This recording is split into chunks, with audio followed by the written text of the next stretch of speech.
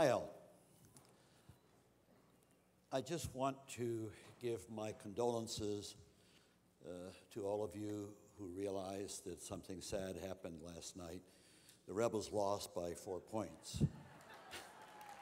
And I know what that means to you.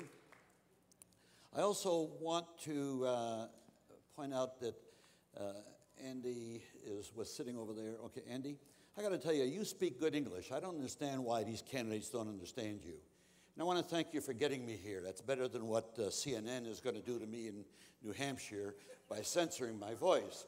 But I also want to thank John Podesta. But let me say that Andy pointed out one thing right at the beginning. And that is, we do have a problem, and I don't want to take your time. You know it as well as I do, and we've heard a lot of anecdotal experiences and deep emotions about the problem. That's not a solution.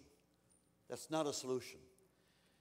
What's wrong with healthcare in this country is that we've saddled the business community with carrying it. And they can't do it because it's going to cost you your jobs. It's going to damage you internationally. Why? Karen was alluding to it.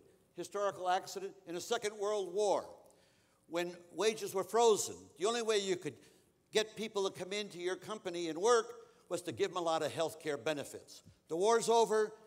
We don't have any freeze on wages. So we don't need that system to go ahead and carry. And if you heard all of the plans, they essentially, except for Dennis's, they were all involving employers and employees. That is a non-starter and is a Band-Aid that's not going to work. Now, what can we do? Well, we can real simple. We can turn around and say, let us have a health care program that establishes equality. And I'd give you the name of it. It's called the Universal Single Payer. By single payer, I mean all Americans pay for it, regardless of the systems you have now or the systems you're going to get. Single payer health care voucher plan. Under the plan, we would issue vouchers to every single American. And the vouchers, you don't pay for them, they're issued to you. And you sign up every year for them. And the vouchers will have a very modest copay, a very modest deductible.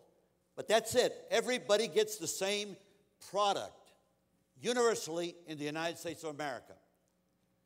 And then if you want more than the product you got, you pay for it. There's no magic in this whole process. Somebody's going to pay. You know who pays? It's the average American, one way or the other, particularly under our present system. And so to want to trash the business community and trash our tax system, which is already corrupt, with greater corruption as a way to solve the problem, is a non-starter. When they tell you about, I've done this, done that, keep in mind, Harry Truman was the first to raise this issue with the Democrats, and they didn't do it, and we haven't done it since, and so it's been a little Band-Aid one on top of the other. Now, with these vouchers, you'll be able to have choice of doctors, choice of hospitals, free choice. Now, you'll be able to also have a choice of maybe no more than 5 or 6 plans, insurance plans. Now, I have my suspicions with the predator activities under our present mercantile system, where you have your lobbyists, 30,000 in Washington, go out and make sure that they take care of their clients. So there's going to be some changes maybe in the future. It depends on how this is enacted into law. And it's not going to be enacted by the Congress. Don't hold your breath on that. Please. Never will happen. For the very simple reason that there's too many interests. 30,000 lobbyists. Who do you think's bundling all these millions of dollars to the presidential candidates? You think it's coming from the Holy Trinity? My God, it's coming from vital special interest. Whether they're for Democrats or for Republicans, that is what you're faced with. So now you're going to have a voucher. You've got the freedom of choice. You've got the freedom of choice of plans. And we might have a public plan if we don't see the insurance industry and the pharmaceutical industry shaping up. So now how are we going to administer it? Well, let's have like the Federal Reserve System. Let's have a central body called a healthcare board with regional boards that they would then define what the various vouchers are for. And the vouchers are set up for risk on an individual basis, not on a collective, this fits all. Because if you're young, you probably don't have a cost more than $3,000. When you're my age, it could be $150,000, $180,000 in 1 year, which is what I got hit with, and I went bankrupt as a result of that.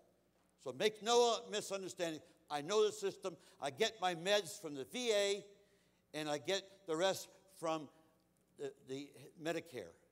So I know the system up front and personal, and I don't have to tell you about somebody I met in Iowa who was crying on my shoulder. Let me point out to you, so what will happen when I'm talking about individually designed, we're going to have, they say electronic records. Hell, that's nothing.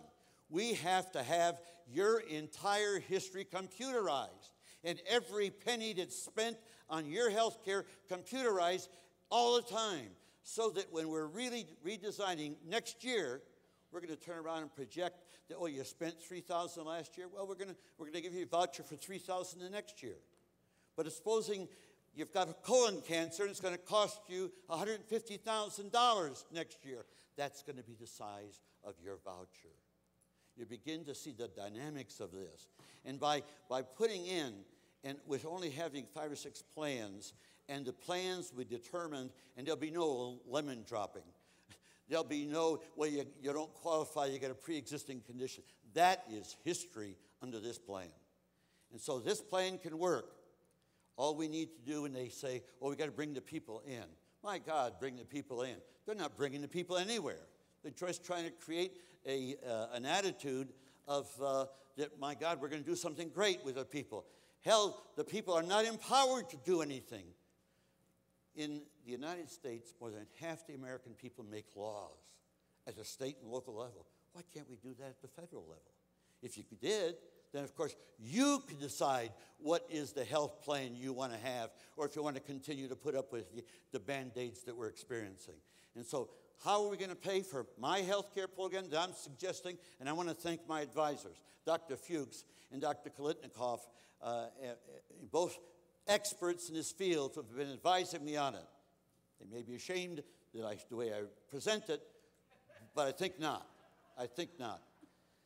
And so I would just say that if we empower you, then you could make the decision and not try to. Stop and think what they're saying. They're saying, we want you people to use the government for your benefit, okay?